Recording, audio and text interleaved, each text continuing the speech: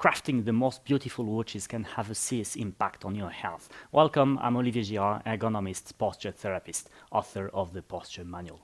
In this video, I will teach you all the secrets about the sitting posture, about how to adjust a chair and how to adjust the workplace of a watchmaker. But even if you're not a watchmaker, keep watching this video because there's a lot for you to learn. Most of the pains and aches that are due to your work are not caused by accidents but by overuse. Therefore, the first discussion topic is what is overuse, what are the risk factors. Then I'm going to teach you about the 3 rules of posture, which is a unique framework which you won't hear about anywhere else, and we'll apply this framework to how to adjust the chair and how to adjust the workplace, and in particular the armrests. So first things first, where does overuse come from? Overuse comes from a combination of posture, activity, duration, and stress. In other words, a combination of what you do, for how long, in which posture, and in which psychological state. Let me take them one by one. The psychological state or emotional state is always the combination of a situation with a personality. The golden rule of stress being the less stressed you are, the better. Well, you have only 2 avenues to reduce stress. Either you work on the situation, less stressful, less frequent, or you work on your personality, i.e. basically you learn how to take distance. In other words, you should ask yourself, what's the real impact? Will someone die? If not, no reason to stress. That was it for stress. Let's now focus on the biomechanics. Posture is a tricky word because it has a double meaning. You see, there are 5 basic postures. You can be sitting, standing, lying down, kneeling, or on all fours. But you see, this is sitting, this is also sitting, this is sitting. All these are different sitting postures. So when a posture therapist like myself speaks about posture, he speaks about what you do with every muscle and joint, willingly or not, consciously or not, 24/7. In other words, I'm sitting, and now I'm sitting differently because I just flexed my elbow. After having analyzed how you sit, well, I try to determine how tense you are. Of course, tension can come from psychological state, but we said we will just focus on biomechanics. From a biomechanical perspective, the origin of this tension could be physical efforts, shocks and vibrations, or cold temperatures. Finally, once I've looked at what is the position of each joint and each muscle of your body and how tense you are, well, I'll try to determine how long you do this to your body. And the golden rule of prevention is that you can only take 1 risk at a time. In other words, you may sit wrongly, say with your legs crossed, for example, provided that it doesn't last for too long, and provided that you're not lifting weight meanwhile. You may also lift heavy weights, say a piano, for example, but that may not last for too long, and your posture needs to be perfect. So you see, we're really trying to look for all the situations of your life in which there's a cocktail between risk factors. A cocktail of a bad posture with a physical effort, a cocktail of a physical effort with a prolonged duration, etc. In the watchmaking and jewelry industry, well, physical efforts are, well, not the biggest issue, say. The biggest issues that we have are extreme postures for prolonged durations. Therefore, these are the 2 topics we're going to touch at. To make posture approachable, I have designed a unique framework, as I said previously, which is called the 3 rules of posture. The 3 rules of posture is not only a unique framework, it is a universal framework. It applies to everybody in all his or her daily activities. Therefore, let's dive together into the 3 rules of posture, and from there we'll see how they apply to how to sit. Rule number 1 is about your back. Rule number 2 is about your neck. And rule number 3 is how do we build your posture. Rule number 1 states that when your back is slouched, i.e. round and compressed, there's a bigger risk of a disc hernia. Okay? It doesn't happen as soon as you slouch, it happens over time.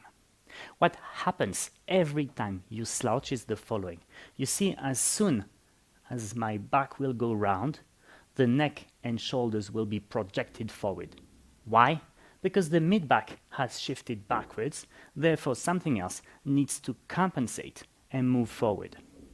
The result is neck strain, shoulder strain, and headaches, because for the upper trapezius, which is here, well, holding your head is a bit like you would come back from the shopping center having your bags like this, you know? It's a big weight at a distance. The third effect of a compressed or slouched back is the following. Look at the size of my lungs when I slouch. You see, my lungs are shrinking when I slouch, meaning that I have less air in my system, i.e. less oxygen, therefore less energy, therefore more problems.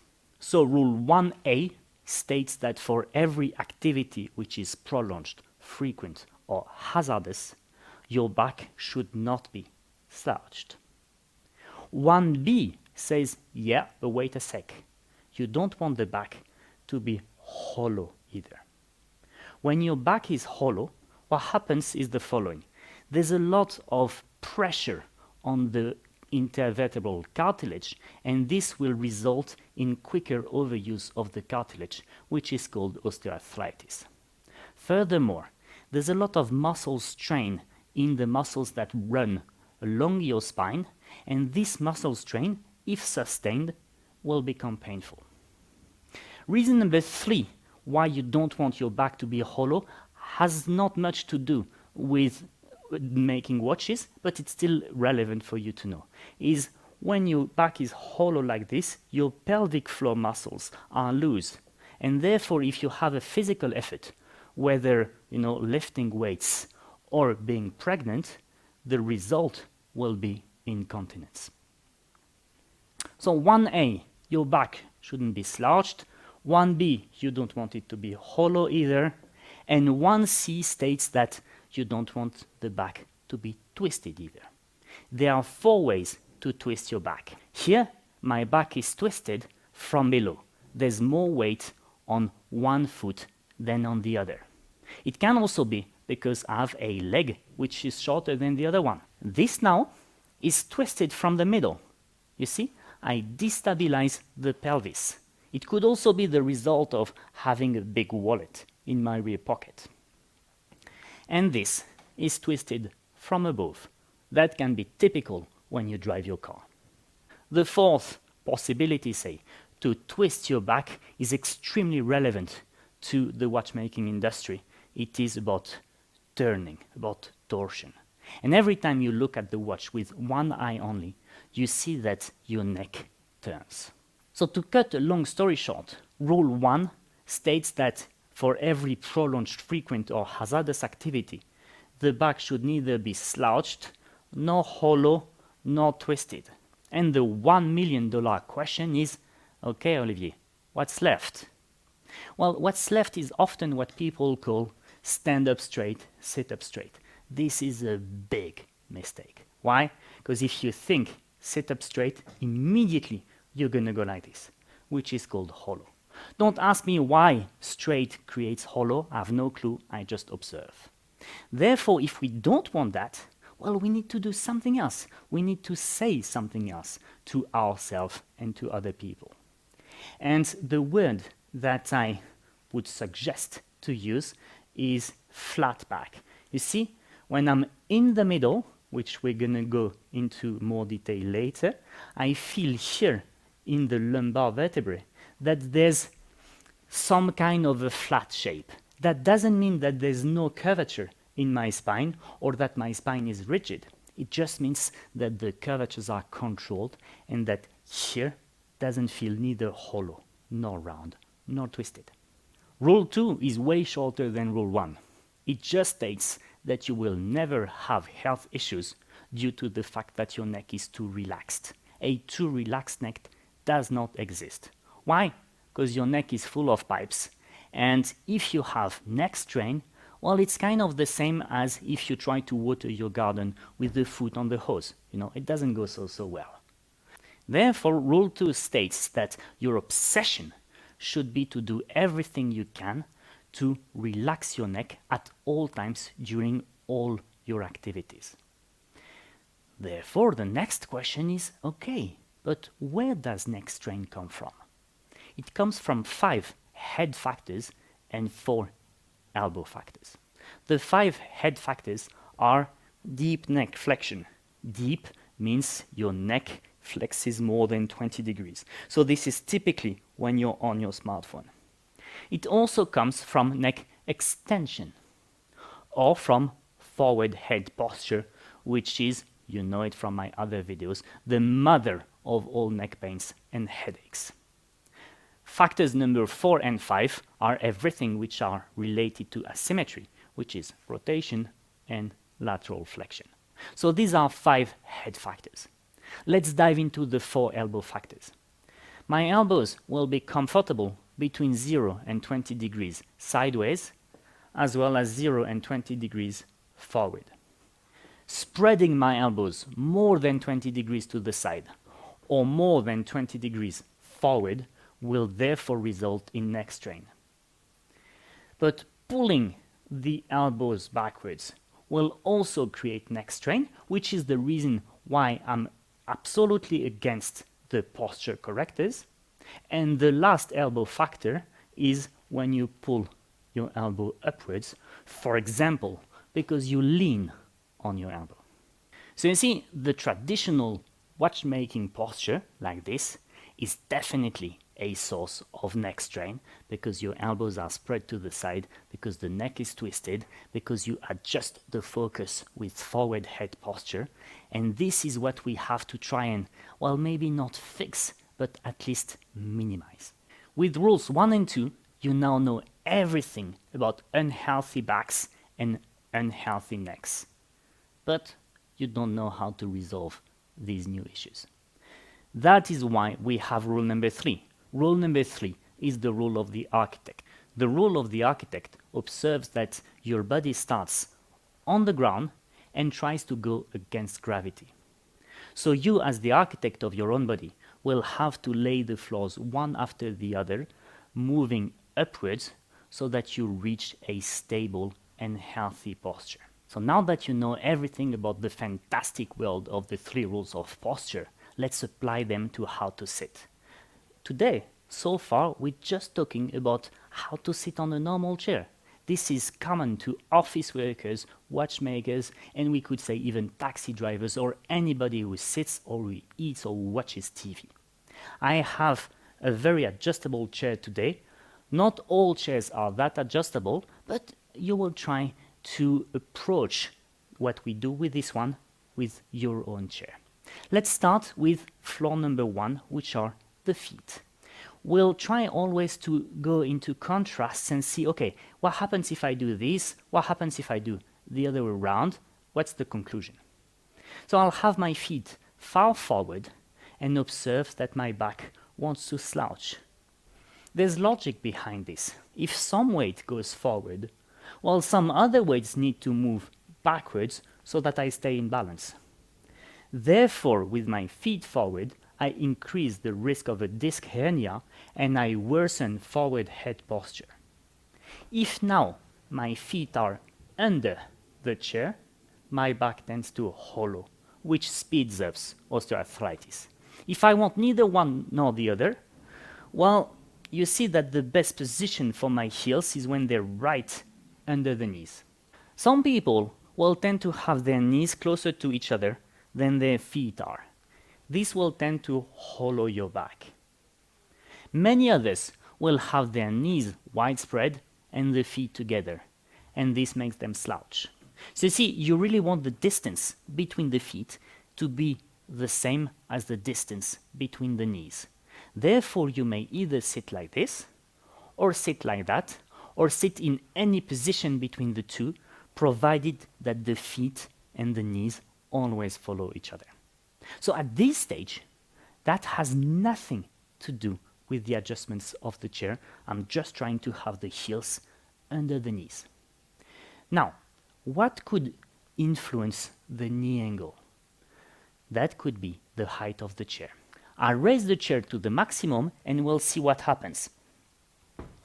You see, definitely I'm not a giant, and therefore when the chair is as high as it could be, my feet go off the ground. And as I don't feel very comfortable, I'd like to slide forward until my feet are back on the ground. But you see that now I'm far away from the backrest, and therefore I'll have ample space to slouch. Not a great idea. Let's now try and see what happens when I sit too low. Well, this is a bit too low, but if I want to make it even clearer, I raise a knee. See, this is really sitting too low. And right now, I feel a lot of pressure in my hip joint. Due to this pressure and to the resulting discomfort, I will tend to turn my pelvis and slouch. When I do that, not only do I round my back, but I also move further back from the watch, which means that I'll have to push my head forward and flex my shoulders more, which will result in neck strain. So what's the definition of the ideal sitting height? The ideal sitting height is when your hip joint is comfortable, i.e. 90 degrees or more, whilst your heels are firmly on the ground.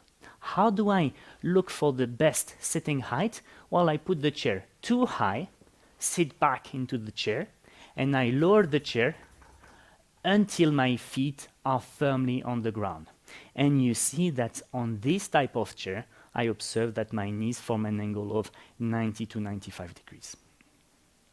Next floor is the thighs. Yeah? Here we're talking about the sitting depth. If you think about your couch is this deep, whilst your legs are this long. So the resulting posture on your couch is that. Some chairs have the option to shift the seat pan forward. That can be useful, but on the one hand, you don't want too much pressure behind your knee joint, otherwise you will never go against the backrest. And what you don't want either, and this is depending on the type of chair that you have, what you don't want is a big gap between here and there, because nobody will be sitting in a gap. Therefore, you'll be sitting a bit forward, i.e. a bit at a distance from the backrest, and that will leave you space to slouch, which you don't want. Therefore, my advice is the following, is you put the chair as far back as it can go, and you feel how much pressure your pelvis gets from the backrest.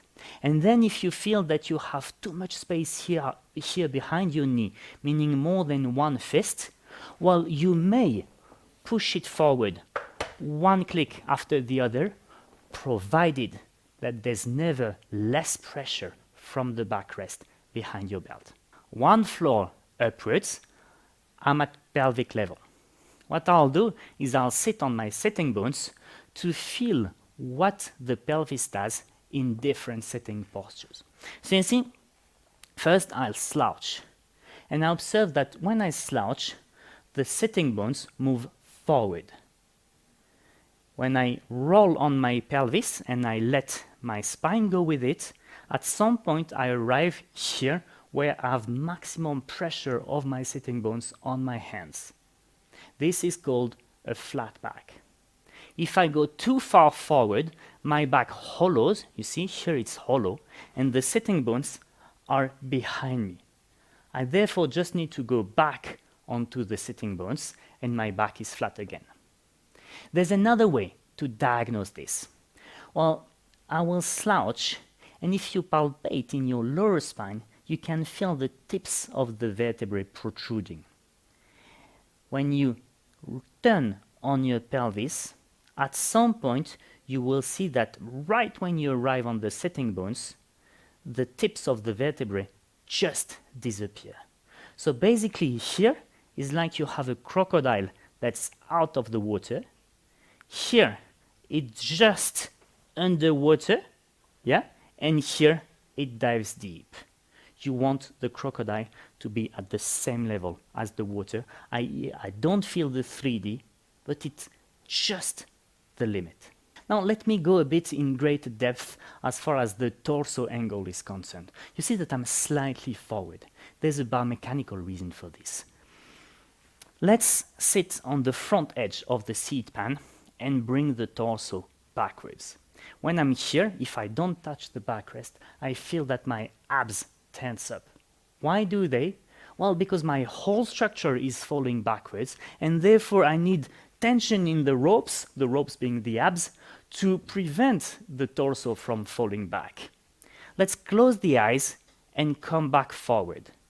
And when I'm here, I feel that my abs have just relaxed.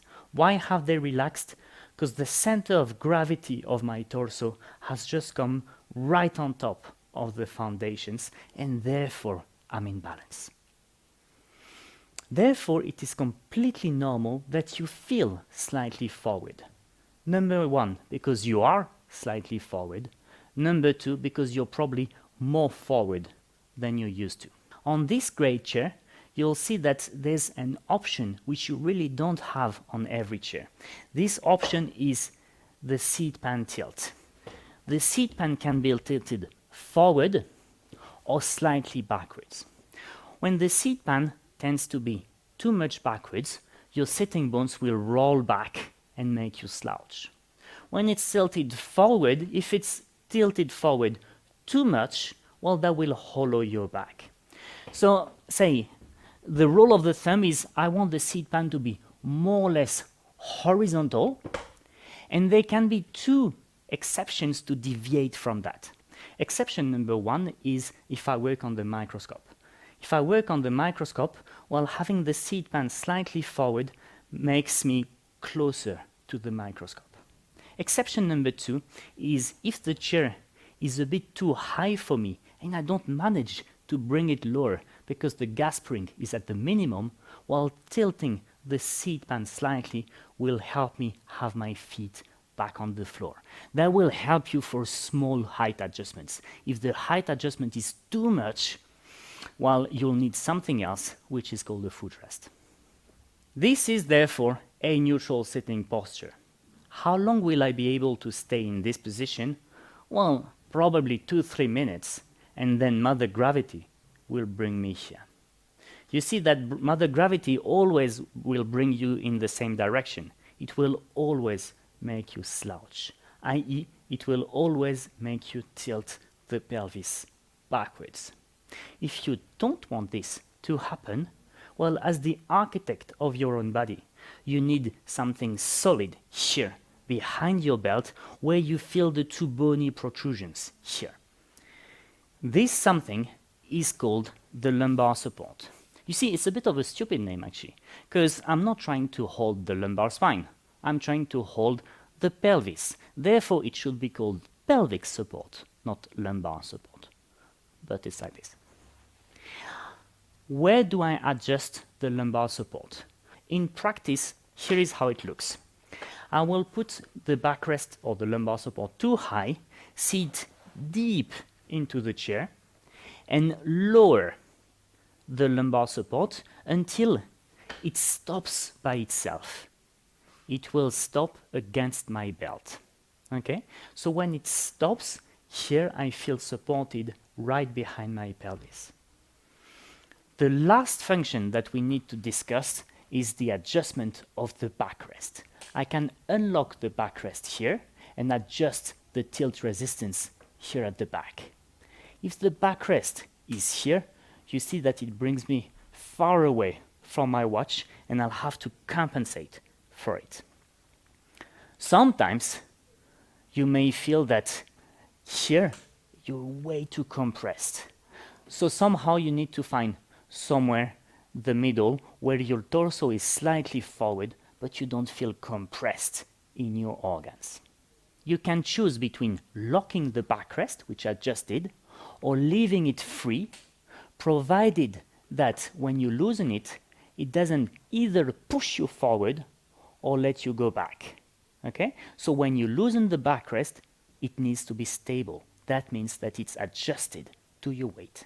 So you see, the first step of a workplace adjustment is to adjust the chair to the user.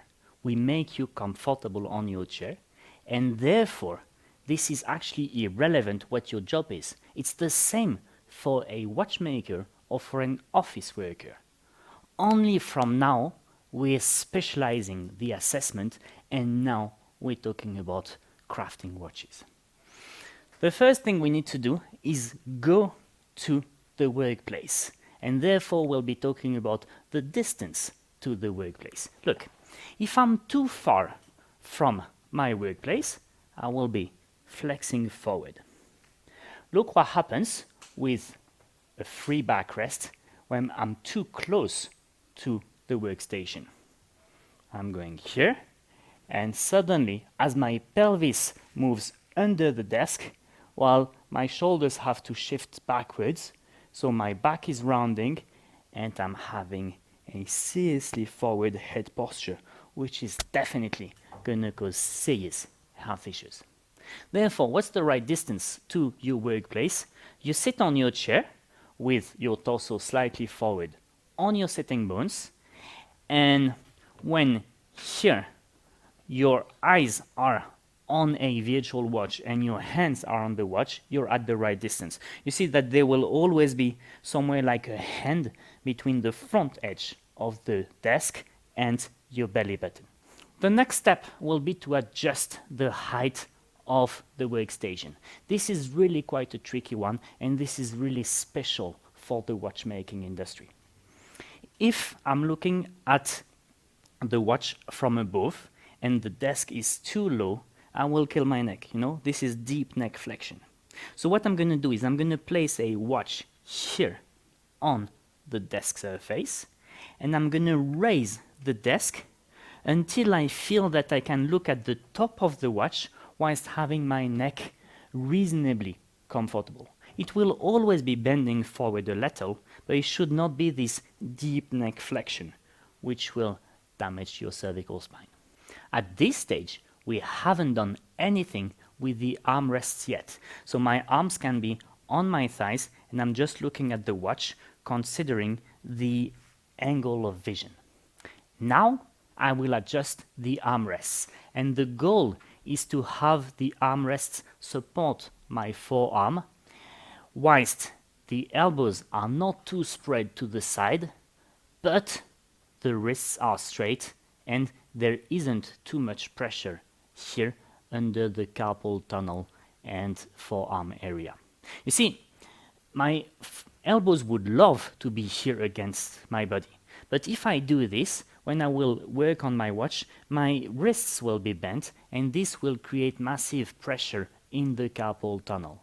Hence, I really need to find the compromise between the two, and the compromise will rarely be 0 to 20 degrees. It can happen, I've already seen it, but it's rare. To adjust the armrest, I will need the help of a colleague. So imagine that here is my watch, and I'm gonna take a tool in my hand and work on the watch. And what I will do is ensure that I don't have too much pressure here, ensure that my wrist is straight, and ensure that my elbow is not up there, but as relaxed as it can be. And now my colleague will just come with the armrest so as to come right under my forearm, not pressing it neither upwards nor downwards, just supporting it. And then he will tighten it. And then we're going to adjust the other armrest in exactly the same fashion. However, it could be that the position of the two armrests isn't symmetric, because the activity is not the same with the left hand and with the right hand. Say, for example, with the right hand, I can hold the watch, and with the left hand, I have a tool. Therefore, you see that the forearm position isn't the same, and it's normal that the adjustment of the armrest isn't the same either. I know that you spend a lot of time in different activities, and therefore this is some kind of an average adjustment. Yeah? We cannot expect to have multiple adjustments for multiple activities, because it would take too much time. So this is, say, the best adjustment for all your activities, and sometimes you'll be a bit more comfortable, sometimes you'll be a bit less comfortable. One thing which is important, it can be that depending on your morphology, when the armrests are well adjusted, you feel that your shoulders are raised like this. And we have said that this will create neck strain. So the next step will be to do kind of a secondary adjustment of the desk height. So we will write down the current workplace height, and I will close my eye, and when I feel that my shoulders are relaxed, well, then I tell him, okay, stop, thanks. We write down the second desk height, and the difference between the two is the height of an additional support that I should have here on top of the desk. This additional support is the support that I need for having the vertical vision on the watch. If I need to have a side vision of the watch, well, I should not raise the desk, but I should add another support on top of the first one, and this one will therefore aim at just raising the watch. So you see where I'm going. I'm saying that the chair is adjusted to you.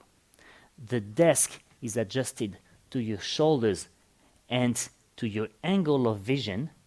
If there's a conflict between the two, I put a wooden piece here on top of the desk surface. And when I need to change the angle of vision because my activity is different, then I add a second wooden piece. Let's talk about the elephant in the room. You see that the process to adjust your workplace is a bit complex and takes a bit of time. But believe me, when your shoulder is injured, that also takes more than a bit of time. You will be 6 months at home until 1 or 2 years, and maybe you'll even have a permanent invalidity. So what's the real price of spending a few minutes, maybe a few days even, adjusting your desk and working on your posture and going through the initial discomfort of some postural adjustments versus the cost of burning your health and sacrificing your private and family life to your pain? Well, I do believe that your interest is to learn that, to take the time to apply it, and to be a real professional in the use of your body, because your body is what makes the most beautiful watches.